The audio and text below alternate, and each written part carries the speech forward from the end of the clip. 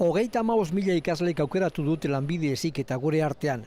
6.600 Araban, 12.000 Gipuzkoan eta 16.000 Bizkaian. Euskal Autonomia Erkidegoan 156 ikastetxek 107 titulazio ezberdin eskaintzen dituzte.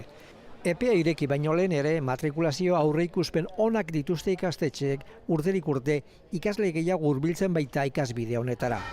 Eskaera asko ari gara jasotzen, interes asko somatzen dugu jende askoren gandik eta gure prebizioak oso positiboa dira. Lanbide heziketaren eskatima berriz krisialdiak indartu egin du. Eta alde horretatik lanbide heziketak uste dut aukera ona ematen diela gure gaztei eta hain gazte ez direnei ere etorkizunean lana topatzeko.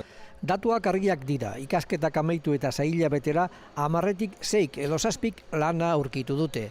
Lanbide heziketa dualak, hau da ikasketak eta enpresa praktikak uztartzeak ere oso harrera ona izan du gehienetan enpresek beren lantegietan aritu diren ikasleak kontratatzen baitituzte.